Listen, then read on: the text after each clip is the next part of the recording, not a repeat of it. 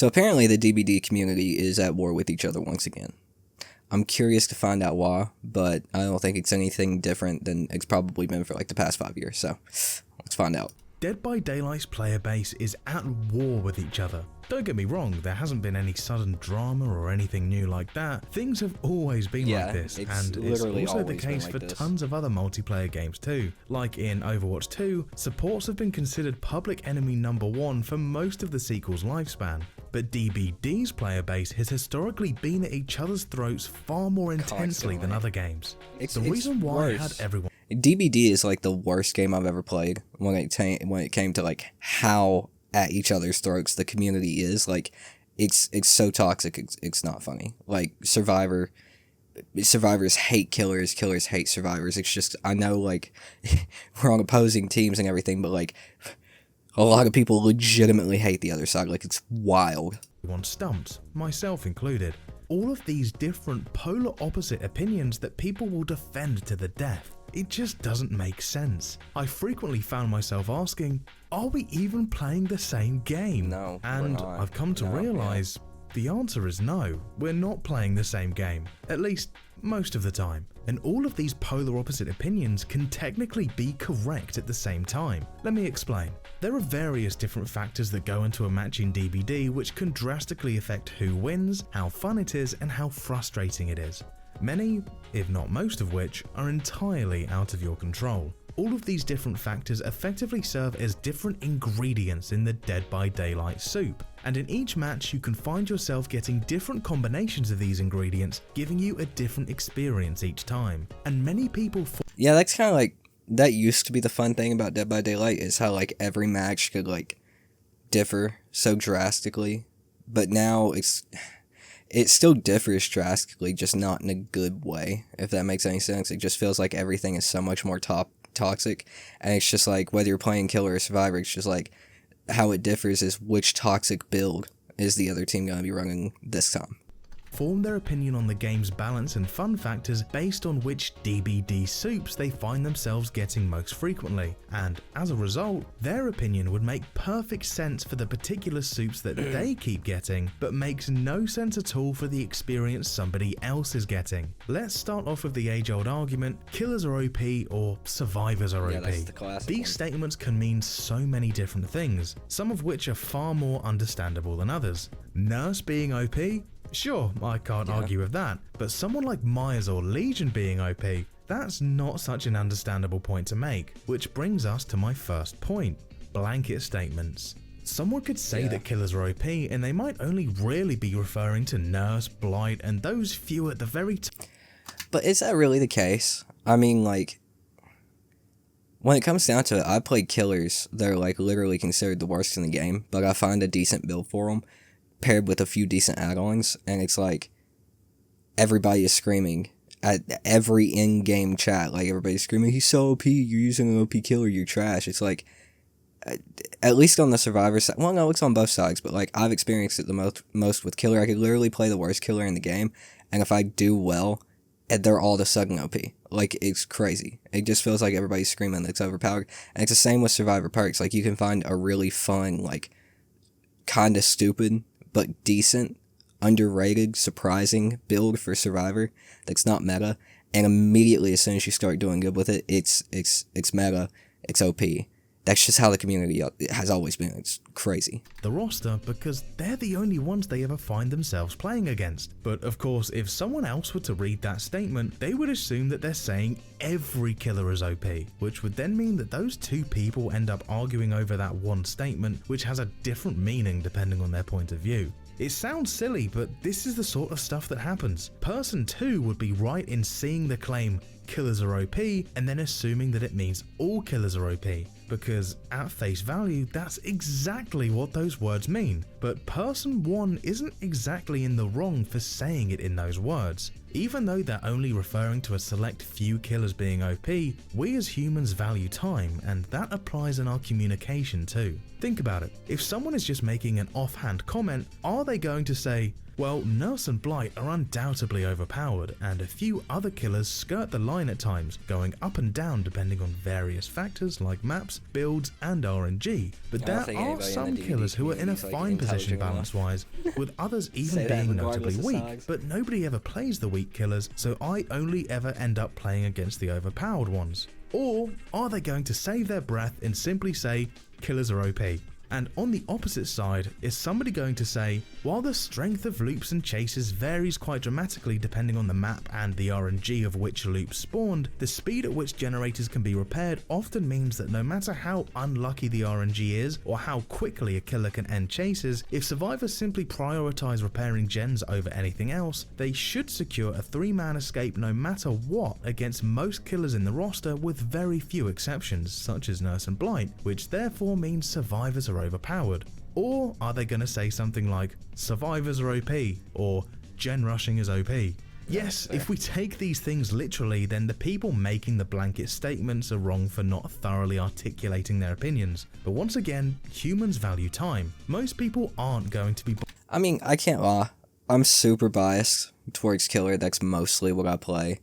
And I have definitely noticed that killers get less love than survivors in the game. So, I mean, I've definitely been guilty of throwing down that blanket statement of, holy shit, like, gen rushing is ridiculous, or like, these loops are ridiculous, but like, I wouldn't say 9 times out of 10, but like 7 times out of 10, it's not really a lie, is it? I mean, like, if you're not on your shit, like when the match starts, and getting done what you need to get done as the killer you're playing, like, very early, and getting into a chase and getting it down early, then like 3 gens are gonna pop in like 2.5 minutes, if that. It's crazy.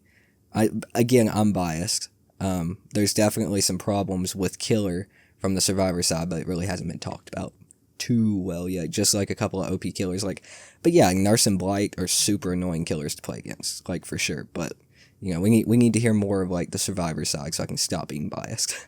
Bothered to write a whole Harry Potter book every time they want to throw their 2 cents in, and even fewer people are going to actually read it, so you can't really blame them. But let's say that everyone's on the same page and there are no misunderstandings. One person's experiences with the game can be wildly different even if we're all talking about the same killer. Take someone like Wesker for example. Most people might say that he's a pretty fun killer that has a lot more options than someone like Myers or Legion, but he shouldn't be absolutely annihilating survivors every single match. Others might say that he's actually pretty miserable to play against, and that he almost always gets at least a 3k, and it feels incredibly overbearing to deal with him. Now, before you jump to declare one opinion correct and accusing the other side of being a biased XYZ main, take a moment to consider what gameplay choice that a killer could choose to do, or not do, that would have an absolutely monumental effect on the state of that match. Tunneling. Tunneling, or focusing down one particular survivor until they're out of the game, is an incredibly powerful strategy, and is by far the most efficient way of winning a killer match. But while it is incredibly powerful, it's also incredibly unfun for the rest of the players in the lobby, so many players choose not to do it out of honour, sort of like a "I won't ruin your fun if you don't ruin mine" type of thing. Regardless of what your view of tunneling is, there are 2 objective facts regarding it. 1. Tunneling is part of the game. In fact, it's the most effective way for killers to play. 2. Tunneling is extremely unfun to play against. Because of these 2 facts, everyone has their own opinion on whether you should do it or not. I have one, you have one, which you've probably already typed in the comments by now, and Yeah, that's like the thing, right? Like, I can sit here as a killer main and like say all day like tunneling is a part of the game.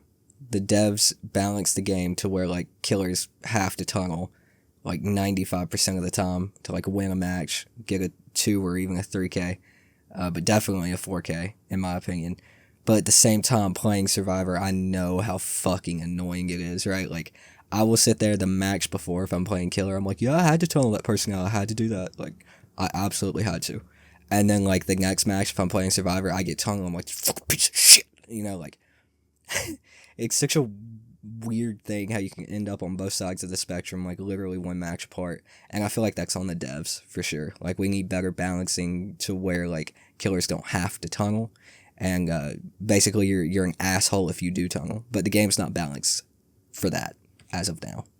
Depending on what your opinion is, what you do when you play killer will vary, and what survivors on the receiving end will experience will vary too. This causes us to have two completely different versions of balance existing at the same time: tunnel balance and non-tunnel balance. So returning back to that Wesker example from earlier, if you play Wesker and tunnel every single game, your opinion on how strong he is will likely be much higher than somebody who plays him without tunneling. And this isn't anything against him in particular, this applies to literally any character in the game. But why is tunneling even a question? Why is it not a cut and dry yes or no decision that everyone can agree on? Well, in the pro tunneling camp, it's literally a part of the game. It's not a glitch or an exploit or anything like that, it's simply a way of playing the game. The most direct path to victory, in fact. The faster you get a survivor out of the match, the less pressure they apply to gens and the less likely they are to escape. So what's the point in not completing the objective of killing said survivor?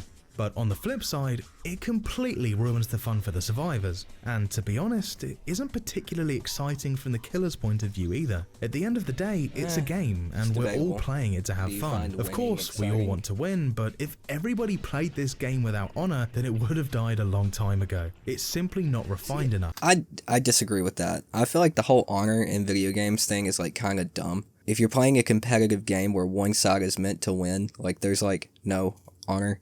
The only game where I can think of like where honor like actually mattered, and maybe it's the same in like a couple of more games that have came out since then, like Mordhau and Chivalry. I remember For Honor was kind of like a big thing. Like when you would do 2v2s, you would do 2v2s so you could get, you know, more fights in quicker instead of just doing 1v1s over and over and over and over and over again. So you fight two people. I mean, if you were good in a 2v2, and like the honor thing there was like, all right, like if I beat my guy, I'm not gonna go, you know, fuck up my teammates' guy. I'm gonna let them fight, and I'm gonna fight the winner. We win the round, right? But like in a game like Dead by Daylight, I've very rarely seen the honor thing. The only thing that I can think of like where honor would like actually apply is like Last Survivor, killer letting them get out or whatever. That's kind of like an honor thing. But honor, as far as like mid game goes, I don't think that's kept the game alive. Like he just said, I've barely ever experienced. I've gotten teabagged a lot. And I've gotten, like, basically, like, taunted by killers a lot. I've never really experienced honor. I can't say that's, like, kept the game alive for me. That's never really experienced that. You wouldn't like it if someone else ruined the game for you, so it doesn't hurt to give the same respect to other players too. So, depending on which one of those two sides you agree with, your opinion of balance is going to be based on the assumption that they're played using the playstyle you subscribe to. And on the opposite side, gen rushing. Yes, gen rushing is a silly term, but again, humans value time, and it's a very time-effective way of saying the act of survivors repairing generators as quickly as possible and ignoring optional side quests like totems and chests.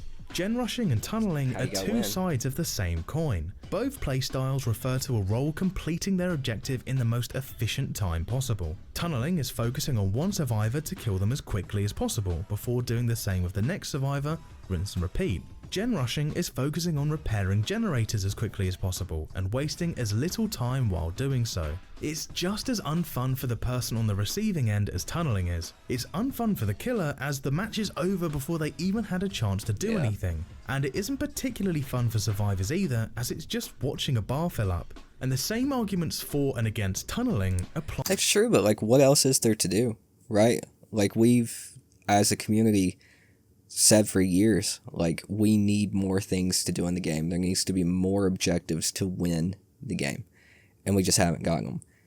I would argue that gen rushing is less necessary, and it's less necessary than tunneling when it comes to winning a game, unless you're up against like the top 6 to 7 killers, right? Like if you're up against Nurse and Blight, yeah, you're gonna have to gen rush to win the game. But if you're up against like a mid-tier character, like I don't know, Dracula, Chucky, something like that, in my opinion.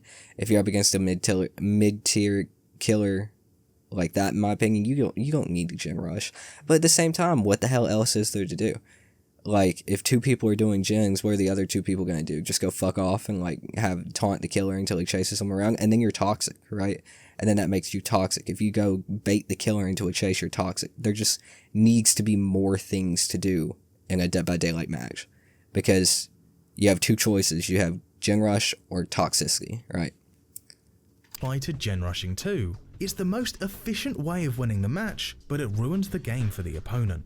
So again, anybody's view on balance is not only going to be based on the assumption of whether the killer is tunneling or not, but also based on whether or not the opponent survivors are gen rushing.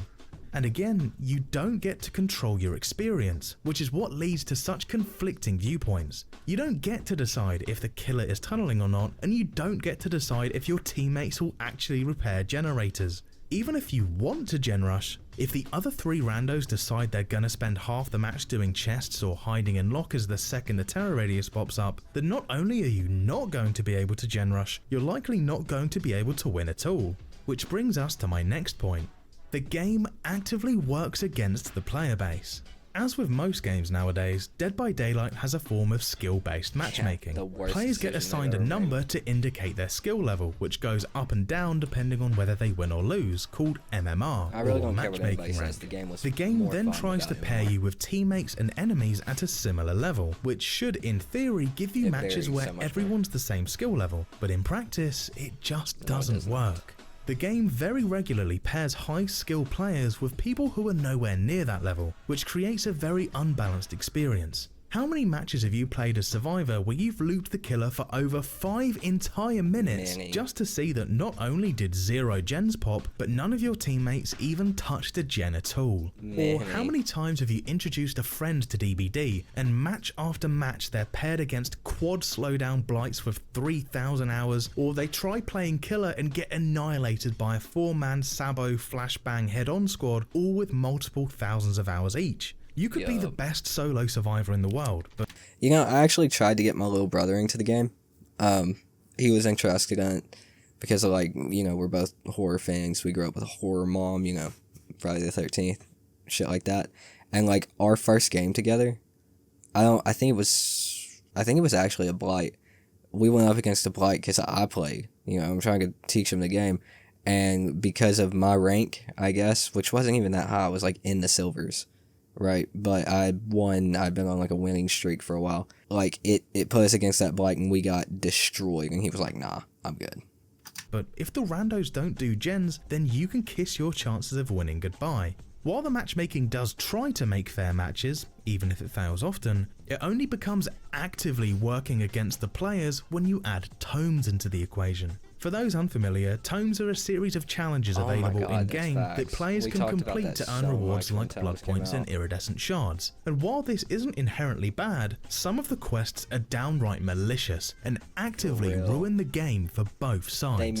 For example, take glyph challenges. Often, the game gives players the task of interacting with a glyph, a weird portal thing. The interaction only takes a second or two, but the glyph itself is completely invisible to the player until they're within a couple of meters of it, and it moves around. I'm honestly surprised with how toxic some of these tome challenges are for both sides. I'm surprised one tome challenge isn't play as Ghostface and teabag a survivor after you down them. And I'm surprised the Survivor one isn't stun a killer, flashlight him, and then teabag him 4 times. Like, they're so toxic.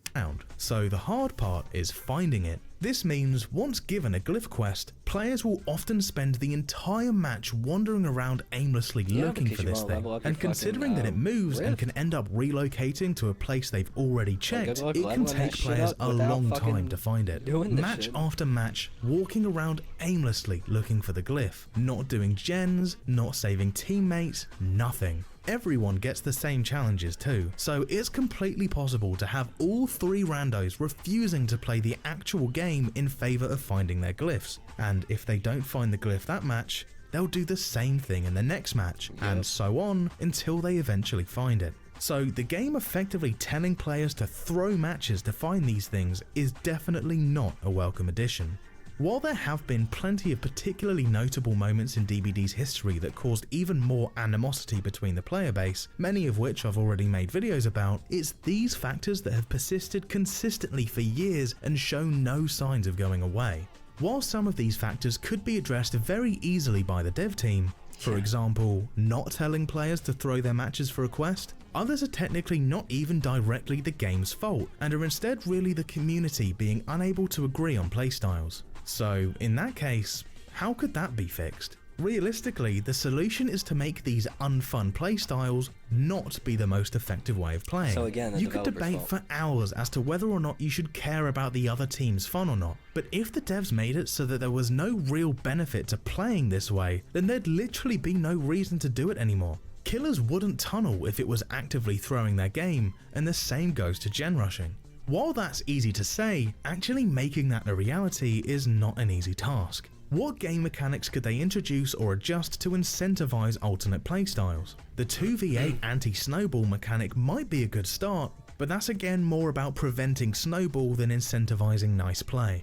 What if maybe the killer gained a stack of movement speed for each survivor hooked once, but then lost a stack? Well, I mean, that's the thing, right? Like, whether you hate him or not, True Talents talked about this for years, given multiple ideas that they could try on a test PTB, right, to test changes before they actually introduced it into the real PTB and then introduced it into the real game. Oxdarva has talked about different balancing changes they can make to fix these specific problems and make the game more enjoyable for both sides.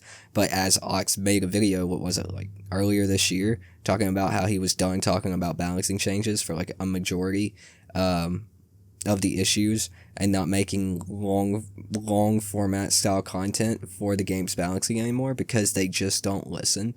Like, we've had multiple extremely intelligent content creators talking about how you can fix these balancing issues. Content creators with like 10,000 hours in the game, 5 to 10,000 hours, who know the game like the back of their hand, but they just won't listen. And we know why. They're very conceited developers. We've seen that with a lot of their gameplay designers who streamed them being trash at their own game while being conceited about their balancing decisions. We've seen that live. For each survivor in Stage 2, that would make it more beneficial for the killer to spread out their attention for the sake of having more map and chase pressure, while also deterring them from using said movement speed to tunnel as they just lose it. As for fixing gen rush, that's a bit harder, because gens are so cut and dry, there's not much leeway room with them. The obvious answer is giving survivors extra objectives to do, but many point to totems and chests and say, we already have extra objectives. The issue with that is, they are entirely optional, which is zero help whatsoever. I'd love to see a world where gens are reduced to something like 60 seconds, but there's a secondary objective that must also be complete and takes long enough to be fair. Even something similar to Texas Chainsaw Massacre could work, where an object like a valve is located somewhere on the map, and the survivor— That's the thing, I honestly feel like the Friday the 13th games and the Texas Chainsaw game is better balanced when it comes to like having objectives for the different survivors to do on the map. It's so much fun. It gives everybody something to do, and it it prevents like gen rushing. I feel like the only reason those games aren't wildly successful compared to DBD is because DBD has all of the licensed killers, right? Like, you can only play in Michael Myers in like 2 games now. That 16-bit game, 8-bit game that just came out, and Dead by Daylight. You can play Ghostface in this and Mortal Kombat. You can play Chucky in this, right? Like, so many different killers that you can play in Dead by Daylight that you can't play in anything else, and the Texas Chainsaw Massacre game is limited to that one franchise. So, of course it's not going to last compared to DBD. And DBD's 6-7 years, however long, of development time. Have to go get it and bring it back to a gas tank or something. What would your solution to tunneling and gen rushing be? 20s of killers and survivors. Yeah, I mean, overall, I agree with what's being said. It's not anything, like, new. We've said these are the problems for years. Like, this is why the player base is at each other's throat. Each side just makes the experience miserable for the other. It's extremely frustrating, and there's only one group of people who can do anything about it, and it's the development team. If they would listen to their popular content creators, in my opinion, and I know a lot of people say, like, you shouldn't say, oh, you need to listen to the content creators, but when it's a content creator like Ox, who knows the game like the back of his hand, studies it, understands it in a very fundamental way, and gives long-form content on those balancing ideas, explaining the ins and outs of how they would work and how they would be balanced, like, for the dev team just to really not listen whatsoever, it's frustrating. And I don't think they're ever going to listen. I don't think it's going to kill the game. The game's going to keep being popular because of the licenses. But I just think it sucks because they can make the game so much more, fun for each side. But, it is what it is.